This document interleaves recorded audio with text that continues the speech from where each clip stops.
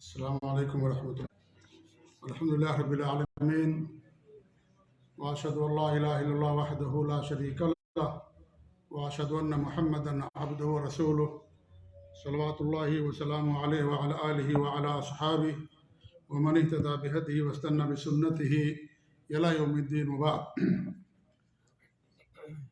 مصنف رحمۃ اللہ علیہ لگاتار اللہ رب العالمین کے اسماء اور صفات کا قرآن کی آیتوں کے حوالے سے ذکر کر رہے ہیں۔ آج بھی اللہ تعالیٰ کے کچھ نام اور اللہ کی کچھ صفات کا علم ہم حاصل کرنے کی کوشش کریں گے۔ مصنف فرماتے وقولہ هو الحکیم الخبیر، یعنی اللہ رب العالمین کا یہ قول کہ اللہ ہی حکیم و خبیر ہے۔ حکیم کا دو معنی ہے، ایک معنی تو یہ ہے کہ حاکم، یعنی ایسی ذات جس کا حکم چلتا ہے دنیا میں، پوری کائنات میں ہر جگہ جس کا حکم چلتا ہے، یہ معنی حاکم کا ہے۔ اور اللہ تعالیٰ کا جو حکم ہے اس کی دو قسمیں ہیں، یا دو طرح کا اللہ رب العالمین کا حکم ہے۔ ایک تو یہ ہے کونی اور قدری، یعنی اللہ تعالیٰ کا ایسا حکم جو کائنات سے متعلق ہے، جو اچھی بھی ہو سکتی ہے، بری بھی ہو سکتی ہے۔ اللہ رب العالمین نے حکمت کے تحت ان تمام چیزوں کو رکھا ہے، جیسے بیماری ہے، جیسے زلزلے آتے ہیں، موت ہے، فقر و فاقہ ہے، اور اس طرح کی چیزیں۔ تو یہ یا معصیت ہے، گناہ ہے دنیا کے اندر ہوتا ہے، کفر ہے، شرک دنیا کے اندر ہوتا ہے کہ نہیں؟ یہ بہت ساری چیزیں ہیں۔ تو ان چیزوں کا تعلق جو ہے یہ کائنات سے ہے، اور یہ حکم اس کو کونی اور قدری کہا جاتا ہے۔ تو ایک حکم تو یہ اللہ رب العالمین کا ہے، کیونکہ اللہ تعالیٰ کے حکم اور اس کی مشیت کے بغیر کوئی چیز نہیں ہو سکتی ہے۔ اللہ رب العالمین کے حکم کے بغیر کوئی چیز نہیں ہو سکتی۔ تو اللہ رب العالمین کی کائنات میں یہ ساری چیزیں ہوتی ہیں، تو یہ چیزوں کو اللہ رب العالمین نے ایک حکمت کے تحت رکھا ہے۔ اگر کافر نہ ہوں تو مومنوں کا مقام مرتبہ واضح نہیں ہوگا۔ اگر بیماری نہ آئے تو صحت کی قیمت انسان کو نہیں معلوم ہوگی۔ اگر غربت اور فقر و فاقہ نہ ہو تو مالداری کی اہمیت انسان کی نظر میں نہیں آئے گی۔ تو اللہ رب العالمین بڑی حکمت والا ہے۔ اگر دنیا کے سارے لوگ ایک جیسے ہو جائیں، سب مالدار ہو جائیں، سب صحت مند ہو جائیں، ایک جیسے ہو جائیں، دنیا کا نظام نہیں چلے گا۔ ڈاکٹروں کو تو بھی روزی لینا ہے کہ نہیں لینا ہے؟ سب صحت مند رہیں گے تو کیسے ان کا حکم چلے گا؟ تو اللہ جہنم کو بھی بھرنا ہے، اللہ کا وعدہ جہنم بھی بھری جائے گی، تو سارے مومن ہو جائیں گے، جہنم کے اندر کون جائے گا؟ تو اللہ رب العالمین بڑی حکمتوں والا ہے۔ انسان کو نہیں سمجھ میں آتا ہے، انسان کی موت ہو جاتی ہے، یا فقر و فاقہ ہے، بیماری ہے، اور بہت ساری چیزیں ہیں۔ تو یہ ساری چیزیں عبرت اور نصیحت کے لیے ہیں، حکمت کے تحت ہیں، تاکہ انسان عبرت حاصل کرے اور اللہ رب العالمین کے دربار میں آئے۔ تو ان چیزوں کا تعلق جو ہے کون سے ہے، یعنی کائنات سے ہے۔ ایک تو اللہ تعالیٰ کا یہ حکم ہے، لیکن اللہ رب العالمین ان چیزوں سے راضی نہیں ہوتا ہے۔ جیسے اللہ کفر سے راضی نہیں ہے، اللہ شرک سے راضی نہیں ہے، اللہ گناہ سے راضی نہیں ہے، اللہ ابلیس سے راضی نہیں ہے، لیکن اللہ نے ان تمام چیزوں کو پیدا کیا ہے دنیا کا نظام چلانے کے لیے۔ حکمتوں کے تحت اللہ نے ساری چیزیں پیدا کی۔ تو ایک تو حکم اللہ تعالیٰ کا کائنات سے متعلق ہے۔ اس میں دو طرح کی چیزیں ہوتی ہیں۔ کچھ چیزیں ایسی ہیں جن سے انسان کو راضی نہیں ہونا ہے، جیسے کفر ہے، شرک ہے، گناہ ہے۔ کچھ چیزیں ایسی ہوتی ہیں جیسے مرض ہے، بیماری ہے، یا فقر و فاقہ ہے، تو انسان اس سے راضی رہے، اللہ کے فیصلے پر قناعت کرے، اللہ کے فیصلے پر رضامندی کا اظہار کرے۔ تو یہ دو طرح کی ہوتی ہے۔ ایک اللہ تعالیٰ کا حکم ہوتا ہے دین سے متعلق۔ اللہ نے جو دین دنیا کے اندر بھیجا، انبیاء کے ذریعے جو شریعت بھیجی، وہ اللہ تعالیٰ کے احکام ہیں، اللہ تعالیٰ کا حکم ہے، وہ سب اللہ تعالیٰ کا فرمان ہے، وہ سب تو اس کا ماننا ضروری ہے، اس سے راضی ہونا ضروری ہے، جو بھی دین سے متعلق ہے۔ اللہ تعالیٰ فرماتا ہے فَلَا وَرَبِّكَ لَا يُؤْمِنُونَ حَتَّى يُحَكِّمُوكَ فِي مَا شَجَرَ بَيْنَهُمْ۔ اللہ فرماتا ہے کہ فَلَا وَرَبِّكَ لَا يُؤْمِنُونَ حَتَّى يُحَكِّمُوكَ فِي مَا شَجَرَ بَيْنَهُمْ۔ تیرے رب کی قسم، وہ مومن نہیں ہو سکتے جب تک کہ تجھے اپنا حکم نہ بنا لیں، اور جب تک اور اس سے راضی نہ ہو جائیں۔ یعنی جب کسی بھی معاملے میں آپ کا جو فیصلہ ہو اس فیصلے کو جب تک وہ لوگ مان نہ لیں، اسے راضی نہ ہو جائیں اور کسی بھی طرح کی چون و چرا نہ کریں، ان کے دلوں پر کسی طرح سے کوئی تنگی نہ ہو، تیرے رب کی قسم ہے وہ مومن نہیں ہو سکتے۔ یعنی اللہ اور اس کے رسول کے فیصلے کو ماننا ضروری ہے، اس کے بغیر انسان مومن نہیں ہو سکتا ہے۔ یہ اللہ تعالیٰ کا حکم ہے، اس کے نبی کا فیصلہ ہے۔ اس طریقے سے اللہ تعالیٰ فرماتا ہے وَمَا اخْتَلَفْتُمْ فِيهِ مِنْ شَيْءٍ فَحُكْمُهُ إِلَى اللَّهِ، تمہارا جس مسئلے میں بھی اختلاف ہو اس کا حکم یہ کہ اسے اللہ کی طرف لوٹا دو۔ اللہ کی طرف لوٹانا مطلب ہے قرآن اور حدیث دونوں، کیونکہ قرآن اور حدیث دونوں اللہ کی طرف سے ہیں۔ قرآن بھی اللہ کی طرف سے ہے اور حدیثیں بھی اللہ رب العالمین کی طرف سے ہیں۔ قرآن کے الفاظ اور معانی دونوں اللہ کی طرف سے ہیں، حدیث کے الفاظ ہمارے نبی کی زبان سے ہیں اور معانی اللہ رب العالمین کی طرف سے۔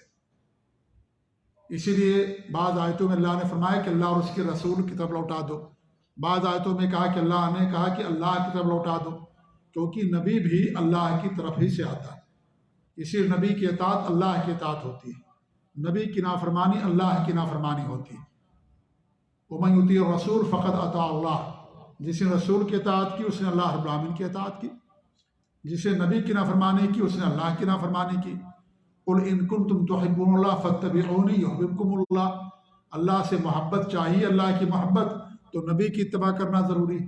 نبی کی اتباع پکڑیں گے، پیروی کریں گے، تب اللہ تعالیٰ ہم سے خوش ہوگا، اللہ ہمیں اپنا محبوب بنا لے گا۔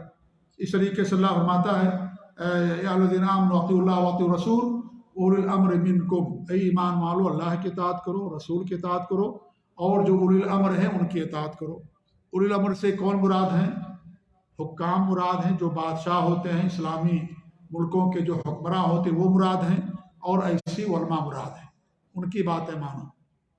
فَإِن تَنَازَعْتُمْ فِي شَيْءٍ فَرُدُّوهُ إِلَى اللَّهِ وَالرَّسُولِ، جب تمہارا کسی مسئلے میں چھوٹی سی بھی چیز میں اختلاف ہو جائے تو اسے اللہ اور اس کے رسول کی طرف لوٹا دو۔ یہاں اللہ رب العالمین نے کیا فرمایا؟ اللہ اور اس کے رسول کی طرف لوٹا دو۔ اس سے پہلے جو آیت میں نے پڑھی اس میں اللہ نے کیا فرمایا؟ فَحُكْمُهُ إِلَى اللَّهِ، اس کا حکم اللہ کی طرف، یعنی اسے اللہ کی طرف پلٹا دو۔ اللہ کی طرف پلٹانا گویا کہ نبی کی طرف بھی پلٹانا ہے، کیونکہ اللہ کے فیصلے کو ہم کیسے جانیں گے؟ اللہ کے حکم کا علم ہمیں کیسے ہوگا؟ وہ نبی کی حدیثوں سے ہوگا، اللہ کے کلام سے ہوگا، نبی کے فرمان سے ہوگا۔ اس لیے اللہ کی طرف پلٹانا، یہ نبی کی طرف پلٹانا بھی اس کے اندر شامل ہے، کیونکہ نبی اپنی طرف سے کچھ نہیں کہتے ہیں، وہی کہتے ہیں جو اللہ تعالیٰ کی طرف سے وہی آتی ہے۔ وَمَا يَنطِقُ عَنِ الْهَوَىٰ إِنْ هُوَ إِلَّا وَحْيٌ يُوحَىٰ، یہ نبی کی شان ہے کہ نبی اپنی طرف سے کچھ نہیں کہتے، وہی کہتے ہیں جو اللہ رب العالمین کی طرف سے وہی آتی ہے۔ تو آپ کا نبی کا فرمان بھی وہی ہے، یہ اللہ کی طرف سے ہے۔ تو یہ کون سا حکم ہے؟ دینی اور شرعی حکم ہے، یہ ماننا ضروری ہے سب کے لیے، اس سے راضی ہونا ضروری ہے۔ حدیث کا کوئی فیصلہ آ گیا، کوئی بات آ گئی، آپ اس کو قبول کر لیں، آپ اسے تسلیم کر لیں، اس سے راضی ہو جائیں، کسی بھی طرح دل کے اندر تنگی نہ ہو، دل میں کوئی آپ کے کسی طرح کوئی کوفت نہ ہو۔ نبی کا فیصلہ، اللہ کا فیصلہ آ گیا، اس کا ماننا ہمارے لیے ضروری ہے، اس سے راضی ہونا ضروری ہے۔ فَلَا وَرَبِّكَ لَا يُؤْمِنُونَ، اللہ رب العالمین نے اپنی قسم کھائی ہے کہ وہ مومن ہو ہی نہیں سکتے حَتَّى يُحَكِّمُوكَ فِي مَا شَجَرَ بَيْنَهُمْ، جب تک کہ وہ آپ کو حکم نہ بنا لیں، آپ کے حکموں کو ماننے والے نہ بن جائیں، فِي مَا شَجَرَ بَيْنَهُمْ، ان تمام چیزوں میں جو ان کے درمیان اختلاف ہوتا ہے، وَيُسَلِّمُوا تَسْلِيمًا، اور سر تسلیم خم نہ کر دیں، یعنی جو فیصلہ آ جائے اس کو مان لیں، اس کو قبول کر لیں، دل میں کوئی تنگی نہیں ہونی چاہیے کہ پتہ نہیں کیا بات ہے، عمل کریں کہ نہ کریں، نہیں، نبی کا حکم آ گیا، نبی کی حدیث مل گئی، اللہ کا فرمان مل گیا، اس پر عمل کرنا ہمارے لیے ضروری ہے، اور اس سے راضی ہونا بھی ضروری ہے۔ دل کو شرح ہونی چاہیے، دل کے اندر نور ہونا چاہیے، اور دل کے اندر خوشی ہونی چاہیے، رضامندی ہونی چاہیے۔ یہ نہیں کہ ہم مان تو رہے ہیں لیکن دل نہیں مان رہا ہے، مجبور ہے ماننے پر، ایسا نہیں ہے، دل سے اس کو ماننا ضروری ہے، کسی بھی طرح دل میں کوئی تنگی نہیں آنی چاہیے۔ تو دینی جو حکم ہے اللہ کا، اس کے نبی کا، اس کا ماننا ضروری ہے، اور اس سے رضامند ہونا بھی ضروری ہے۔ تو حکیم کا دو معنی میں نے بتایا، ایک معنی حاکم کا ہے، ٹھیک ہے، اب وہی معنی ابھی چل رہا ہے حاکم، اور حاکم کا مطلب یہ ہے کہ اللہ تعالیٰ ہی کا حکم چلتا ہے، دنیا اللہ تعالیٰ کے نظام کے تحت چلتی ہے، اللہ کا حکم چلتا ہے پوری دنیا پر، کسی کی ولادت ہوتی ہے، کسی کی موت ہوتی ہے، قحط آتا ہے، زلزلے آتے ہیں، بیماریاں آتی ہیں، اور حکومتیں بدلتی ہیں، اور اس طریقے سے نہ جانے کیا کیا چیزیں ہوتی ہیں، سب اللہ تعالیٰ کے حکم کے تحت ہوتی ہیں۔ اللہ تعالیٰ حاکم ہے، اور اللہ تعالیٰ کا حکم دو طرح کا ہوتا ہے، ایک کا تعلق کائنات سے ہے، اس میں اچھی چیز بھی ہو سکتی ہے، بری چیز بھی ہو سکتی ہے، اور ایک حکم دین سے متعلق ہے، دین سے متعلق، اور دنیا سے دین سے متعلق ہے، وہ اس حکم کا ماننا سب کے لیے ضروری ہے، اس سے سب کو راضی ہونا ضروری، کیونکہ اللہ تعالیٰ کا دین ہے، وہ اللہ اس سے راضی ہو گیا، لہذا ہم سب کو بھی اس سے راضی ہونا ضروری ہے، ایک ایک فیصلے کو ماننا ضروری ہے۔ اگر نہیں مانیں گے تو اللہ نے قسم کھا کے کہا ہے کہ وہ مومن نہیں ہو سکتے جو تیرے فیصلے کو نہ مانیں۔ جی، تو یہ حاکم کا مطلب۔ دوسرا معنی حکیم کا حکمت والا، اللہ تعالیٰ کا ہر حکم اس کے اندر حکمت ہے، چاہے اس کا تعلق کائنات سے ہو، کونی ہو، چاہے اس کا تعلق دین سے ہو، شریعت سے ہو، اللہ تعالیٰ کے ہر حکم کے اندر حکمت ہے۔ کچھ حکمتوں کا علم ہمیں ہو جاتا ہے، کچھ حکمتوں کا علم ہمیں نہیں ہو پاتا، لیکن یہ ہمارا ایمان ہونا چاہیے کہ اللہ حکیم ہے، اللہ نے جو کچھ فرمایا اس کے اندر کوئی نہ کوئی حکمت ضرور ہے، اگرچہ وہ حکمت ہمیں سمجھ میں نہ آئے تو بھی ہمیں یہ ماننا ضروری ہے کہ اس کے اندر حکمت ہے۔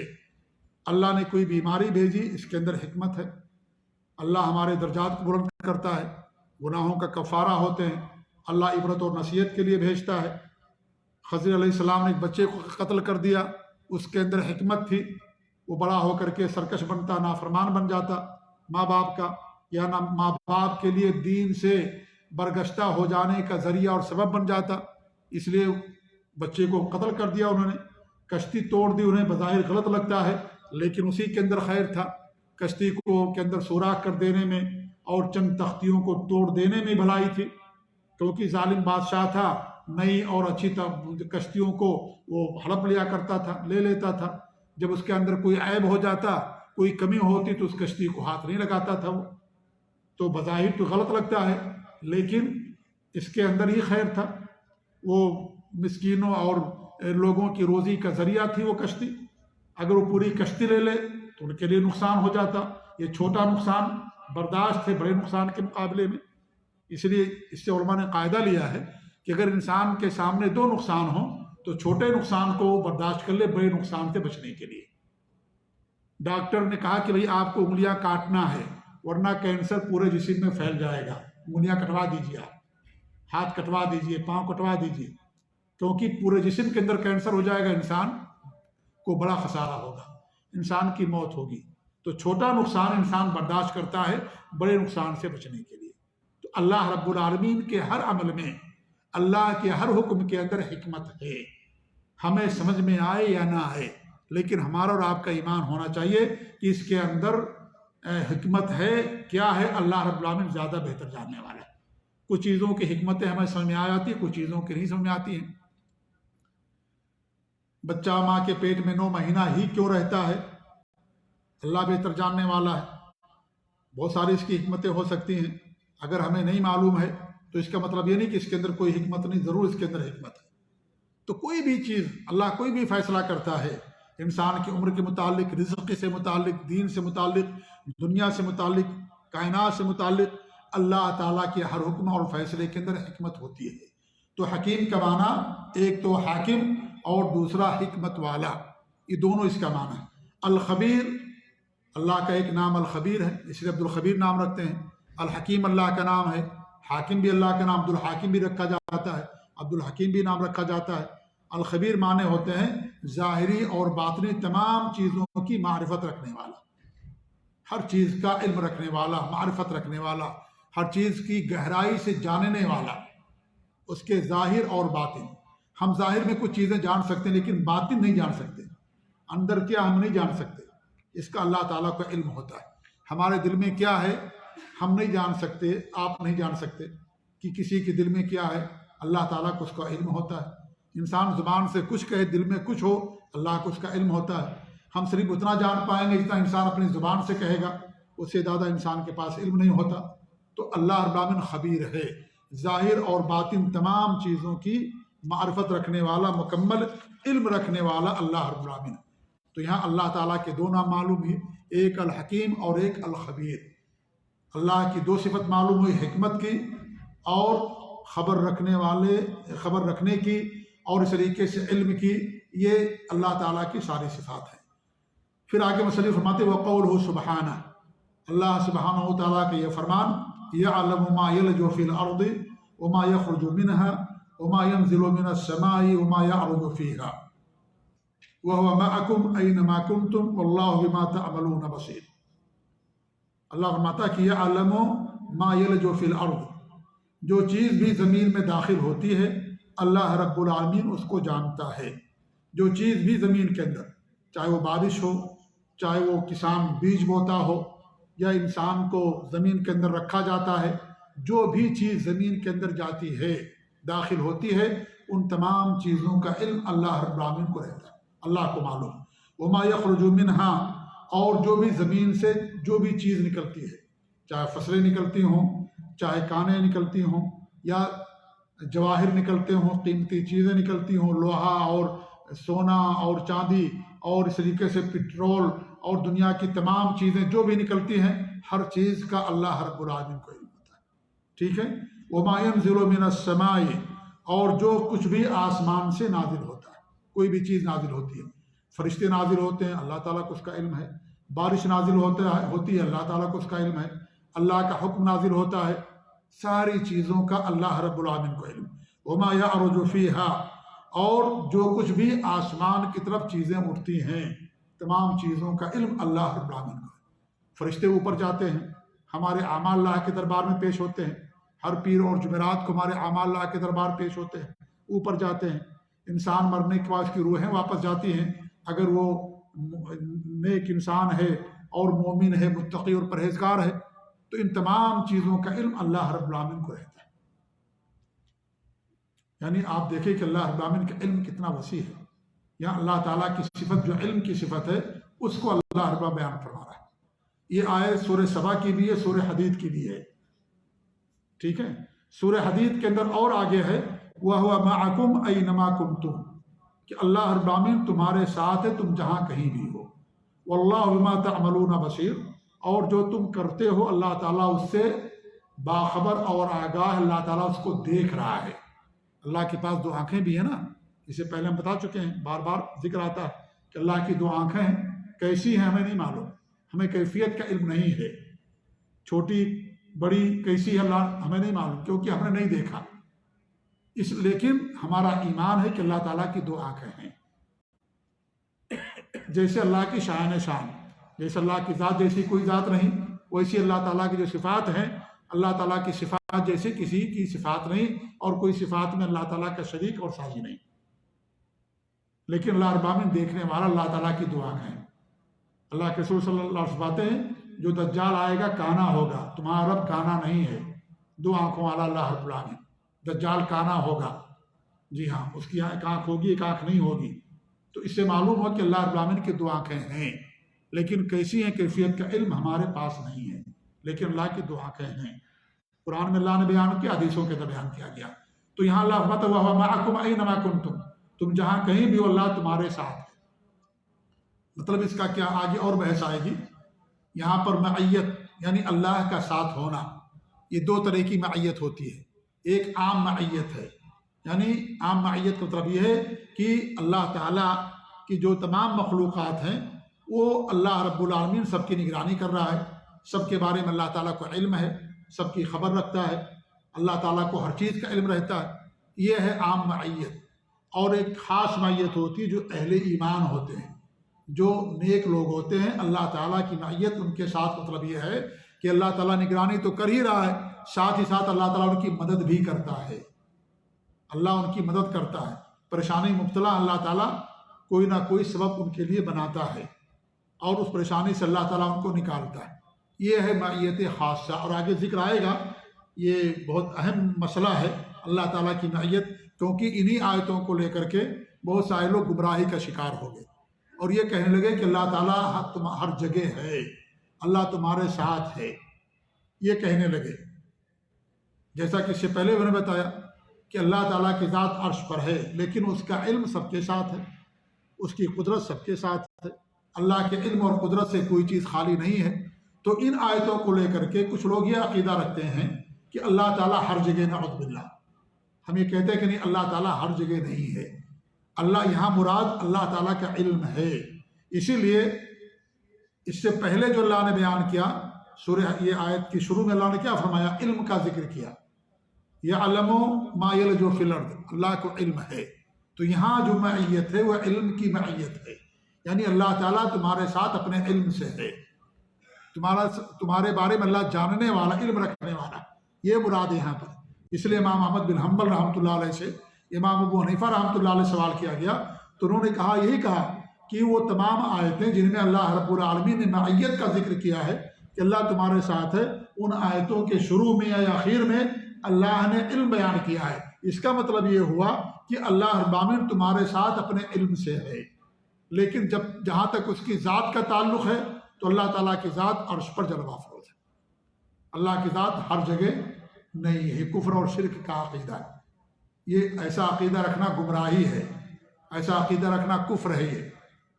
یہ مسلمان کا عقیدہ نہیں ہو سکتا ہے کہ مسلمان ہو اور یہ عقیدہ رکھے کہ اللہ تعالیٰ ہر جگہ ہے. اللہ کی ذات ہر جگہ نہیں ہے. اللہ تعالیٰ کے علم سے کوئی چیز خالی نہیں ہے. اللہ ہمارے ساتھ اپنے علم سے ہے، اپنی مدد سے ہے، اہل ایمان کے ساتھ. یہ اس کا معنی، اور آگے بھی انشاءاللہ تفصیل سے اس کا ذکر آئے گا. تو اس آیت میں اللہ تعالیٰ کے علم کا ذکر ہوا. اللہ تعالیٰ کی بہت اہم صفت ہے. تمام صفات اللہ تعالیٰ کی اہمیت کی حامل ہے، لیکن یہ علم کہ اللہ تعالیٰ کا علم غیر محدود ہے. ہر چیز کا علم اللہ تعالیٰ رکھتا ہے، حتیٰ کہ زمین میں جو کچھ چیزیں داخل ہوتی ہیں، جو کچھ نکلتی ہیں، آسمان کے اندر، دنیا میں، کائنات میں کہیں پر بھی کوئی چیز ہوتی ہے، اللہ رب العالمین کو اس کا علم ہوتا ہے. اور آگے اللہ فرماتا ہے کہ وَعِندَهُ مَفَاتِحُ الْغَيْبِ لَا يَعْلَمُهَا إِلَّا هُوَ، اللہ ہی کے پاس غیب کی چابیاں ہیں، کنجیاں ہیں، اللہ کے علاوہ کوئی اس کو نہیں جانتا، کوئی اس کو نہیں جانتا. وَيَعْلَمُ مَا فِي الْبَرِّ وَالْبَحْرِ، اور اللہ جانتا ہے جو کچھ خشکی میں ہے اور سمندر میں ہے. خشکی میں جو کچھ بھی ہے، تمام مخلوقات، کسی کی موت اور زندگی، بارش، تمام چیزیں ایسی. سمندر کے اندر تمام چیزوں اور تمام مخلوقات کا، ہر چیز کا علم اللہ رب العالمین کو. وما تسقط من ورقۃ الا يعلمها، اور جو پتا بھی گرتا ہے اللہ کو اس کا علم ہوتا ہے. پتا بھی گرتا تو بھی اللہ تعالیٰ کو معلوم ہے کہ پتا گر رہا ہے. ولا حبۃ فی ظلمات الارض، اور زمین کی تاریکی میں جو دانہ ہم بوتے ہیں یا گرتا ہے اس کو بھی اللہ کو علم ہوتا ہے. جو کسان زمین کے اندر اس کو، زمین کو پر ہل چلا کر کے جو بیج بوتا ہے اور زمین کے اندر اس کو گاڑ دیتا ہے، چھپ جاتا ہے، ہمیں نظر نہیں آتا، اللہ تعالیٰ کو اس کو بھی علم ہوتا ہے. ولا رطب ولا یابس، اور نہ کوئی تر چیز اور نہ کوئی خشک چیز، جو بھی ہے سب چیزوں کو اللہ تعالیٰ کا علم رہتا ہے. الا فی کتاب مبین، وہ ساری کی ساری چیزیں لوح محفوظ کے اندر لکھی ہوئی ہیں. ان تمام چیزوں کا اللہ تعالیٰ کو علم رہتا ہے. یہ اللہ تعالیٰ کا علم ہے جس کا ذکر ان آیات کے اندر آپ کے سامنے کیا جا رہا ہے. کس قدر اللہ تعالیٰ کا علم ہے، کتنی وسعت اللہ کے علم میں، کوئی اس کا اندازہ بھی لگا نہیں سکتا. جی، وہ پوری کائنات کا خالق اور مالک ہے، پوری دنیا کا چلانے والا ہے.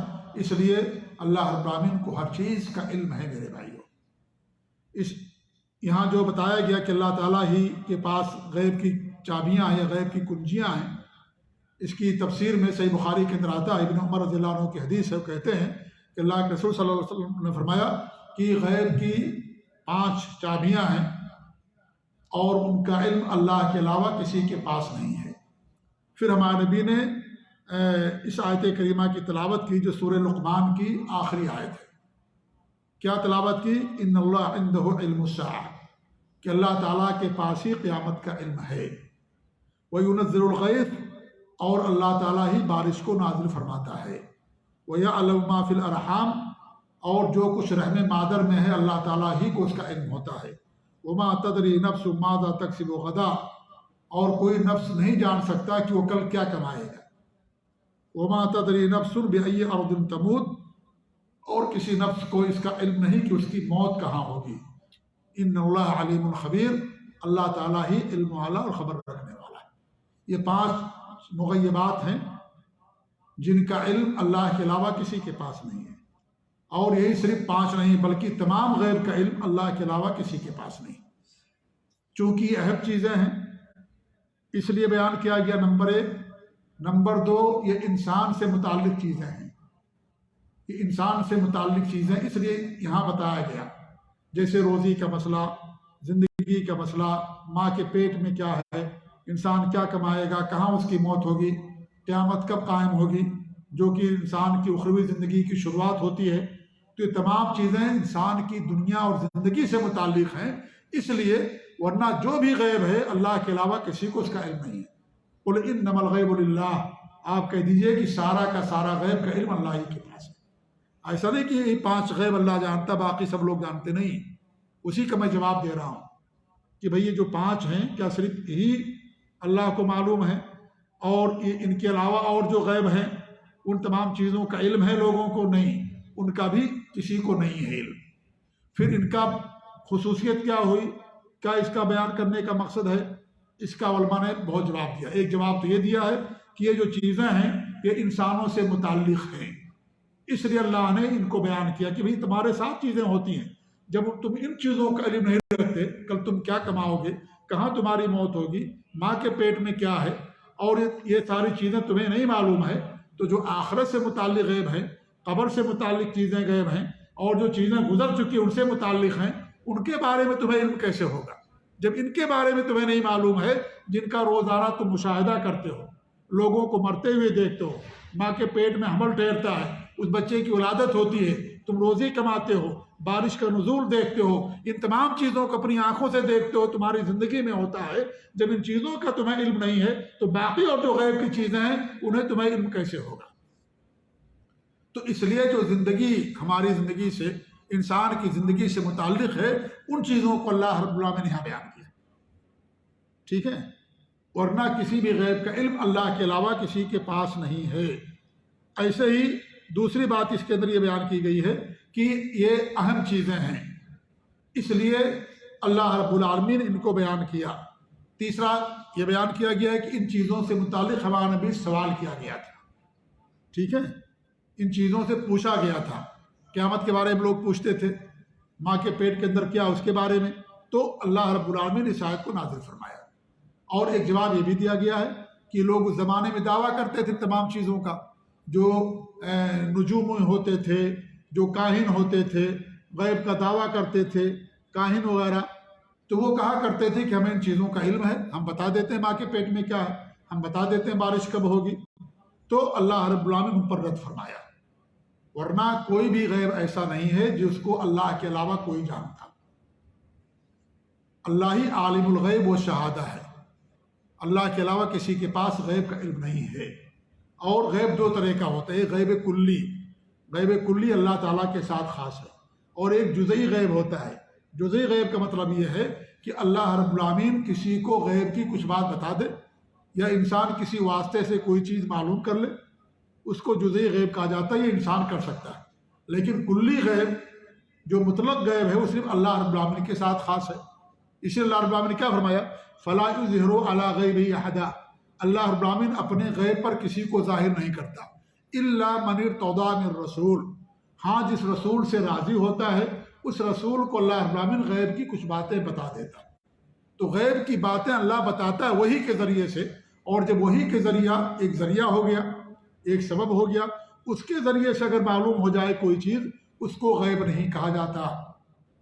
غیب ہوا جو انسان بغیر کسی سبب کے پتا کر لے.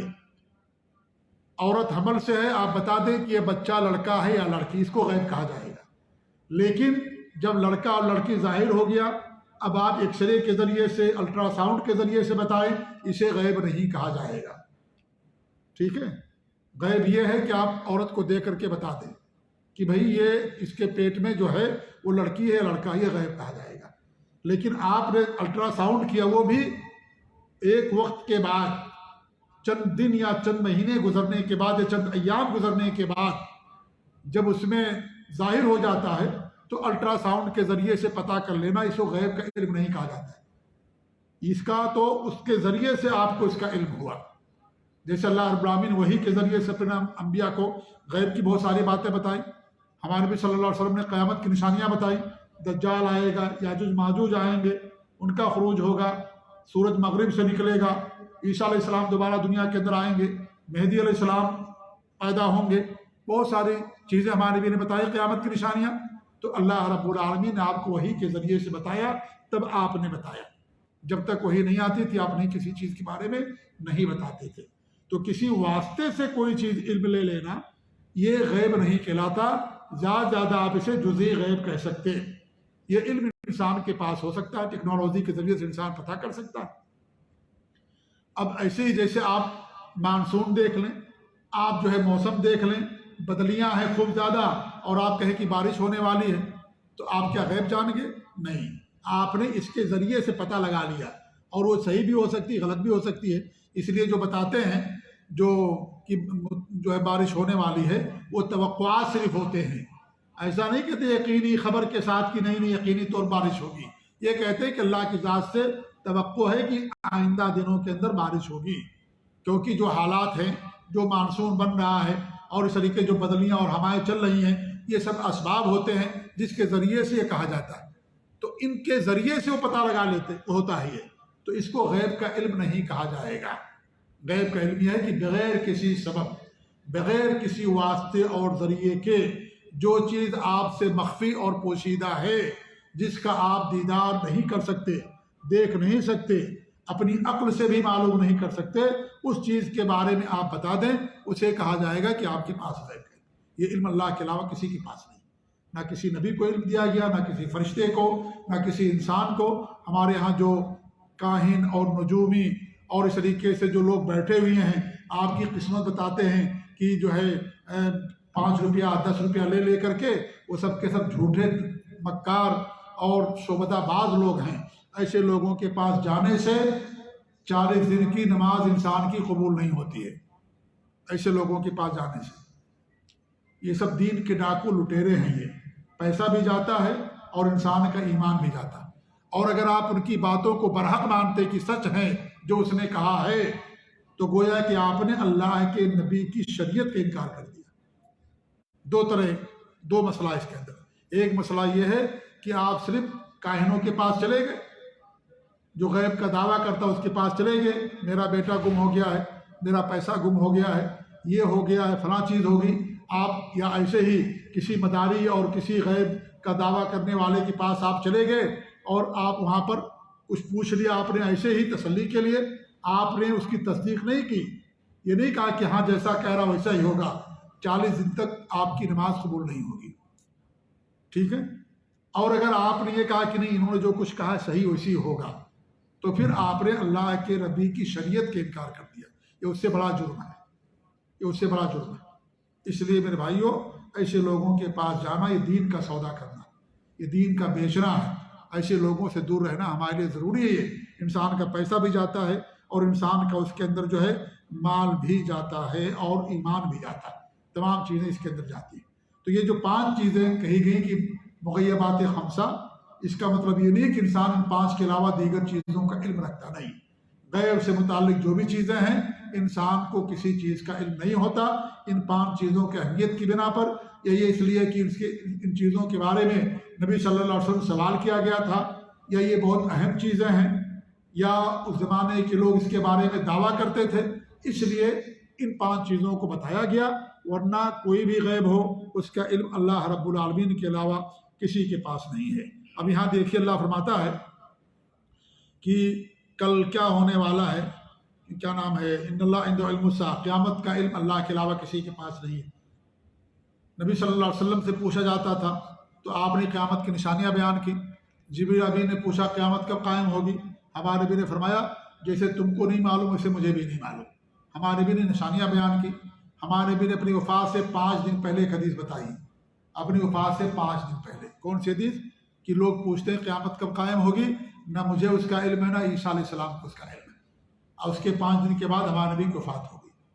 کچھ لوگ کہتے ہیں جو حدیث جبریل ہے، جو ہمارے یہاں کے بدعقیدہ لوگ ہیں خبر پرست، وہ کہتے ہیں کہ اللہ کے رسول کو یہ معلوم تھا کہ قیامت کب قائم ہوگی، تو پھر وہ جو حدیث بخاری مسلم کی، جبریل امین نے پوچھا قیامت کب قائم ہوگی، تو ہمارے نبی نے فرمایا جسے سوال کرنے والے کو نہیں معلوم ویسے مجھے بھی نہیں معلوم، کیا اس کا جواب؟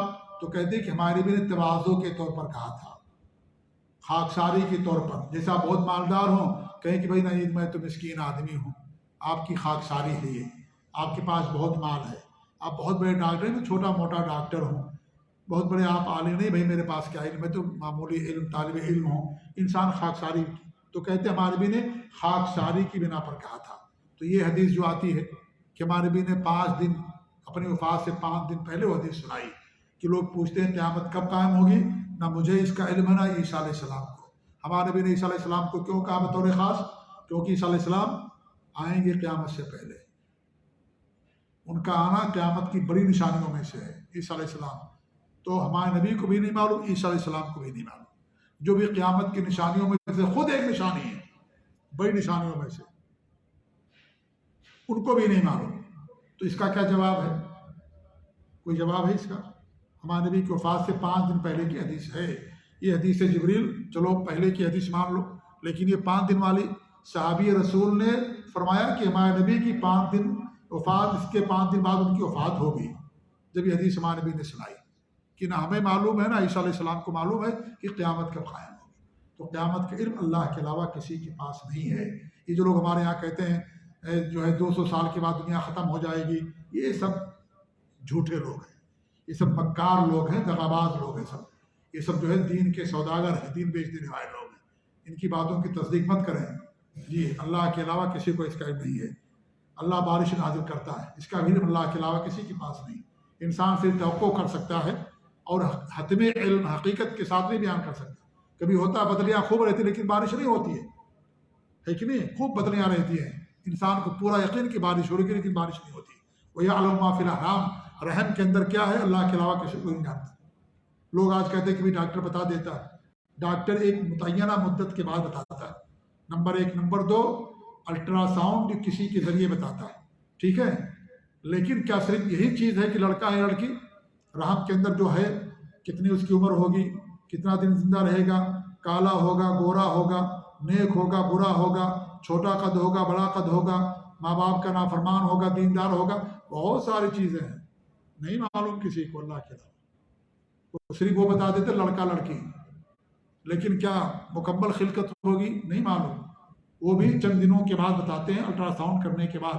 ایسے دنیا کا سب سے بڑا ڈاکٹر لے آؤ، بتا دو بھائی لڑکا لڑکی، نہیں بتا پائے گا، وہ ایک الٹرا ساؤنڈ کرنے کے بعد بتاتے ایک ذریعہ اور سبب ہو گیا، لہذا وہ ابھی بھی یہ چیز باقی اور قیامت تک باقی رہے گی۔ جی ہاں، وَيَعْلَمُ مَا فِي الْأَرْحَامِ وَمَا تَدْرِي نَفْسٌ مَاذَا تَكْسِبُ غَدًا، کل کیا کماؤ گے نہیں معلوم۔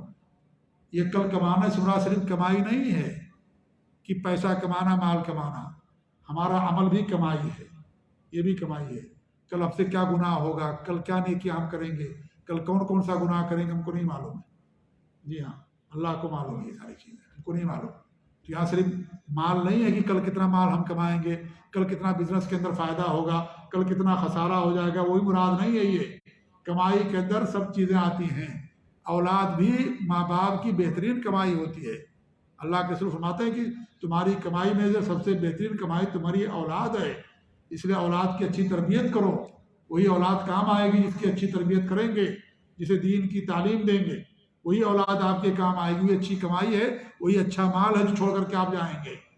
یہ محلہ دکانیں پیسے گھر محل چھوڑ کر کے جانا یہ اصل نہیں ہے، یہ تو ختم ہو جائے گی، لیکن جو دینداری دے کر کے جائیں گے، بچے کی تربیت کر کے جائیں گے، اس کا فائدہ آپ کو مرنے کے بعد بھی ملتا رہے گا، وہ آپ کے لیے دعا کرے گا۔ اول دن صالح یدعو لہ، نیک اولاد جو اپنے ماں باپ کے لیے دعا کرے گا، تربیت کریں گے تبھی دعا کرے گا، ورنہ دعا نہیں کرے گا کوئی۔ جی ہاں، وہی کرے گا جن کی دینی تربیت ہوگی، وہی اپنے ماں باپ کے لیے دعا کریں گے، ورنہ سب لوگ جو تاجر لوگ ہیں ان کے پاس اتنا وقت ہی کہاں، سوچ ہی نہیں پاتے اپنے ماں باپ کو، ان کا پورا وقت تجارت بزنس کے اندر چلا جاتا ہے، کوئی دعا نہیں کرتا ہے۔ چاہے آپ ان کے لیے خربہ خرب چھوڑ کر کے چلے جائیں گے، لیکن دینی تربیت نہیں کی ہے تو کوئی اولاد اپنے ماں باپ کے لیے کبھی بھی دعا نہیں کرے گی۔ ہاں چند دن تک رہے گا، اس کے بعد بھول جائیں گے، بس ہمیشہ کے لیے بھول جائیں گے۔ شروع میں تھوڑا سا رہے گا بس، اس کے بعد کچھ نہیں رہے گا۔ تو اس لیے کل کم ہم کیا کمائیں گے صرف مال اس کے اندر نہیں ہے، ہمارا عمل بھی اس کے اندر داخل ہے۔ اولاد کیسی ہوگی، اور کون سا آپ عمل کریں گے، برا عمل کریں گے، نیک عمل کریں گے۔ کتنی نماز کل چھٹے گی نہیں معلوم ہم کو، ہے کہ نہیں ہے؟ کتنی رکعت چھٹے گی نہیں معلوم ہے ہم کو، ہے کہ نہیں ہے؟ جی، جماعت کتنی چھٹے گی ہم کو نہیں معلوم ہے کہ نہیں ہے؟ جماعت انسان چھوڑ دیتا ہے، دوسری جماعت قائم کر لیتا ہے۔ کچھ لوگوں کی عادت ہی ہوگی دوسری جماعت قائم کرنا، آتے ہی مسجد میں دوسری جماعت قائم کر دیتے، سنت وغیرہ نہیں پڑھتے، خاص طور سے فجر میں۔ غلط ہے طریقہ یہ۔ اگر آپ کی فجر رہ گئی ہے کسی وجہ سے، پہلے سنت پڑھو پھر جماعت قائم کرو۔ ہمارے نبی صلی اللہ علیہ وسلم سفر میں تھے، سو گئے تھے، آپ نے وہاں سے کوچ کرنے کا حکم دیا، کچھ دور گئے، اس کے بعد پھر جو ہے اذان دی گئی، اور پھر آپ نے پھر لوگوں نے 2 رکعت سنت پڑھا، اس کے بعد آپ نے جماعت قائم کی۔ یہ نہیں کہ جماعت چھوٹ گئی ہے آپ کی، آتے اللہ اشہد اللہ الہ اشہد ان محمد رسول اللہ، آتے انسان سترا لیتا اور جماعت کھڑی کر دیتا۔ غلط طریقہ یہ، پہلے سنت پڑھو اس کے بعد جماعت قائم کرو۔ اور کبھی کبھی ہو جائے، نہیں کہ آپ آدمی اپنی عادت نہیں بنا لے دوسری جماعت قائم کرنا، جی یہ نہیں ہونا چاہیے۔ کبھی انسان کی مجبوری ہے، سفر پہ گیا ہے، کسی کام سے گیا، لیٹ ہو گیا، الگ مسئلہ ہے، لیکن یہ نہیں کہ آپ کی مجبوری بن جائے ہمیشہ کی دوسری جماعت کے اندر دوسری جماعت میں پڑھو، یہ نہیں ہونا چاہیے، غلط ہے یہ، کبھی کبھار ہو جائے مسئلہ الگ ہے یہ۔ تو اس طریقے سے انسان کل کیا کمائے گا، کل کیا نیکی کرے گا، کل کیا گناہ ہوگا، کل کس سے لڑائی ہوگی، کل کس سے جھگڑا ہوگا، کل کیا، کچھ نہیں معلوم انسان کو۔ تو کوئی صرف کمائی ہی نہیں ہے اس میں کہ کل آپ کیا پیسہ کمائیں گے، وہ نہیں ہے۔ لوگ کہتے ہیں بھی ہماری سیلری تو متعین ہے، ہمیں معلوم ہے کہ کل میں ہماری 3000 تنخواہ ہے، ایک دن کی 3 تنخواہ ہوتی ہے، ہمیں معلوم ہے کل میں کتنا کماؤں گا۔ لوگ کہتے ہیں کہ قرآن تو اللہ نے کہا ہے، وہی تو ان کی جو سوچ ہے یہ غلط سوچ، محدود سوچ ہے۔ یہ سب کمائی، عمل بھی کمائی ہے، اولاد بھی کمائی ہے۔ جی ہاں، کیا اپنے بچے کو دین کی تربیت کریں گے، نماز چھوڑے گا ڈانٹیں گے، ماریں گے کہ نہیں کریں گے، کیا کریں گے آپ، کتنی آپ کی جو ہے کل کتنی برائی ہوگی، کل کتنا گناہ کریں گے، نیکی کتنی کریں گے، صبح سے لے کر کے سونے تک، کون کون سی دعا پڑھیں گے، کون کون سی دعا نہیں پڑھیں گے، تمام چیزیں اس کے اندر ہیں۔ صرف کمائی اس کے اندر داخل نہیں ہے کہ صرف کمائی ہی اس کے اندر جو ہے مراد ہے کہ پیسہ کمانا اور تجارت اور بزنس کرنا۔ وما تدری نفس بأي أرض تموت، انسان کہاں مرے گا نہیں معلوم۔ انسان کی ولادت کہیں ہوتی ہے، موت کہیں ہو جاتی ہے، زندگی بھر وہاں نہیں گیا اس ملک میں، موت کھینچ کر کے لے کر کے اس کو جاتی ہے۔ کتنے لوگ حج کرنے آتے ہیں، زندگی میں پہلی بار سعودی عرب آتے ہیں، حج کے دوران ان کی وفات ہو گئی، ان کو معلوم ہی نہیں ہوتا کہ ہم کہاں مریں گے، ہیں امریکہ اور آسٹریلیا کے، اور وفات ہو جاتی ہے مکے اور مدینے کے اندر۔ ایک بار آئے سعودی اور یہیں ان کی وفات ہو گئی۔ کتنے ایسے کیسز ہوتے ہیں، انسان کو نہیں معلوم کہ انسان کہاں مرے گا، کسی کو اس کے بارے میں علم نہیں، اللہ کے علاوہ کوئی نہیں جانتا۔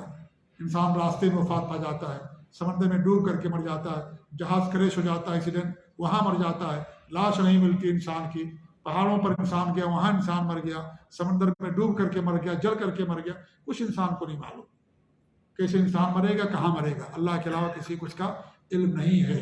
یہ اللہ تعالیٰ کے علم اور اس کی قدرت کی ساری دلیلیں ہیں یہ کہ وہ رب العالمین ہے، اسی کی عبادت کرو، وہ رب ہے تمہارا، وہی خالق مالک ہے۔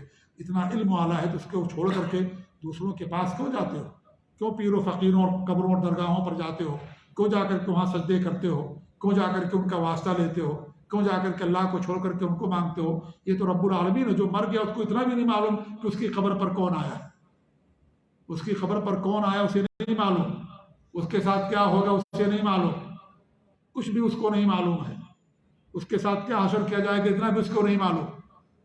اس کو تم پوچھتے ہو، اس کو پکارتے ہو۔ جو بخیل ہے وہ کیا دے گا آپ کو، کچھ دینے والا نہیں ہے۔ جس کے پاس کچھ نہ ہو آپ اس سے مانگو، کیا دے گا آپ کو، کچھ نہیں دے سکتا۔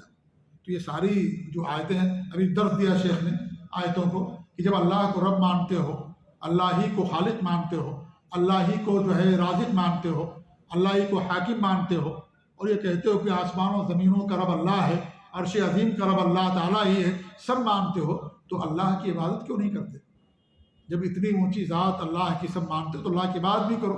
تو اللہ جب اتنا علم والا ہے، ہمارے پاس کچھ علم نہیں ہے، اور وہ بھی جو ہمارے پاس جو کچھ بھی وہ بھی اللہ کا دیا ہوا علم ہے، تو پھر رب العالمین کی بات کرو۔ یہ پیروں اور فقیروں اور درگاہوں مزاروں اور خانقاہوں کے پاس کیوں جاتے ہو؟ ان کے پاس یہ جو غیب کے دعویٰ کرتے ہیں سب جھوٹے لوگ ہیں، مکار لوگ ہیں یہ، ان کے پاس جانے سے امام دین سب خراب ہوتا ہے۔ کیوں ان کے پاس جاؤ، ان کو کچھ نہیں معلوم، اگر انہیں غیب معلوم ہی ہو جاتا تو وہ 5 روپئے 10 روپئے کے لیے نہیں بیٹھے رہتے، انتظار کرتے ہیں کہ کوئی کسٹمر آئے، 10 روپئے کے لیے بھیک مانگتے ہیں، در در کی ٹھوکریں کھاتے ہیں۔ جی ہاں، قسمت بتاتے ہیں لوگوں کی اور انہیں اپنی قسمت ہی کے بارے میں نہیں معلوم، لوگوں سے 5 روپئے لے کر کے کھاتے پیتے ہیں۔ تو اس لیے اپنے عقیدے کی ہم اصلاح کریں۔ یہ ساری جو آیتیں اور صفات بیان کی جاتی ہیں ان کا ایک مقصد ہے، ایک حکمت ہے کہ جب یہ ساری صفات اور سارے نام اللہ رب العالمین کے ہیں تو اسی رب کو پکارو، اسی سے مانگو، وہی دینے والا ہے، اور اللہ کے علاوہ کسی کو مت پکارو، کسی سے کچھ مت مانگو، کوئی کچھ دینے والا نہیں ہے۔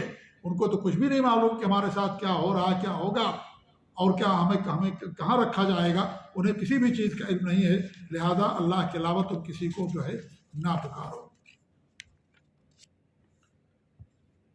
چلیں یہیں پر آج بات ختم کرتے ہیں، انشاءاللہ پھر بہت ساری آیتیں مصنف بیان کر رہے ہیں اللہ کے اسماء اور صفات کے تعلق سے، ناموں کے تعلق سے، انشاءاللہ وہ ساری آیتیں ایک ایک کر کے ہم پڑھتے رہیں گے۔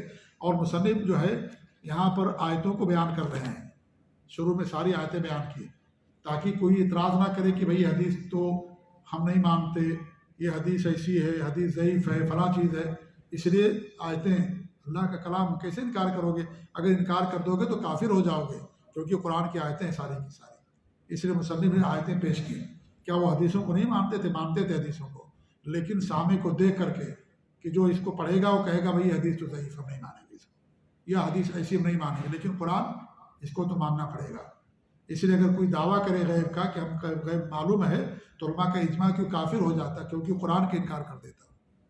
کوئی اگر دعویٰ کرے، ہمارے یہاں بہت سارے دعوے دار موجود ہیں غیب کے کہ ہمیں غیب معلوم ہے، یا لوگوں کا عقیدہ ہوتا ہے کہ فلاں صاحب غیب جانتے ہیں، ان کے پیر صاحب جانتے ہیں، فلانے صاحب جانتے، سب ان کو معلوم ہے، اور لوگوں کو کیا کرتے ہیں؟ دھوکہ دیتے ہیں، ہے کہ نہیں ہے؟ ہمارے ایک صاحب ہے بتاتے ہیں کہ نیپال میں ایک درگاہ ہے، اس درگاہ پر جاتے ہیں تو وہاں پر ایک بورڈ لگا ہوا ہے، اس بورڈ پر لکھ دیتے ہیں، کیمرہ لگا ہوا ہے، مخفی کیمرہ، کسی کو نہیں معلوم۔ جب وہاں پہنچتے ہیں پیر کے پاس بتا دیتا ہے کہ تمہاری یہ ضرورت ہے، ٹھیک ہے، تمہاری یہ ضرورت بتا، تو لوگ کہتے ہیں ہم پیر صاحب کو معلوم ہوگا کہ میں کس لیے آیا ہوں قبر پر۔ اور کچھ قبریں ایسی ہیں، درگاہ ہیں کہ ہر ایک کے دروازے الگ الگ ہیں، وہاں پر لوگ بیٹھے رہتے ہیں چیلے چپاٹے، آپ کو کیا چاہیے؟ میرے اولاد نہیں ہے، اس دروازے سے جاؤ، ادھر سے جاؤ۔ اب وہ جاتا ہے، اس کو معلوم فلاں دروازے سے، ہاں آپ کے پاس اولاد نہیں ہے، کو کیسے معلوم؟ بھائی بہت پہنچے ہوئے فقیر ہیں، ان کو معلوم ہو گیا، ہے کہ نہیں؟ ایسے لوگوں کے جذبات سے کھیلتے ہیں، اور یہ سب جاہل لوگ ہیں بیچارے، عقیدے کا علم نہیں ہے، توحید کا علم نہیں ہے، علماء سے حاصل نہیں کرتے ہیں، ہے کہ نہیں ہے؟ تو یہی سب ہوگا، اسی لوگ ان کے عقیدے سے کھلواڑ کرتے ہیں اور اس طریقے سے ان کو دھوکہ دیتے ہیں۔ تو ایسے لوگوں سے بچیں۔ الحمدللہ آپ کے دعوت سینٹر میں خالص کتاب اللہ اور سنت رسول، توحید اور سنت کی دعوت دی جاتی ہے، لہذا آپ لوگ آتے رہیں اور لوگوں کو بھی لاتے رہیں۔ اللہ تعالیٰ ہمیں اپنے دین کا علم حاصل کرنے کی توفیق دے۔ جزاکم اللہ خیر۔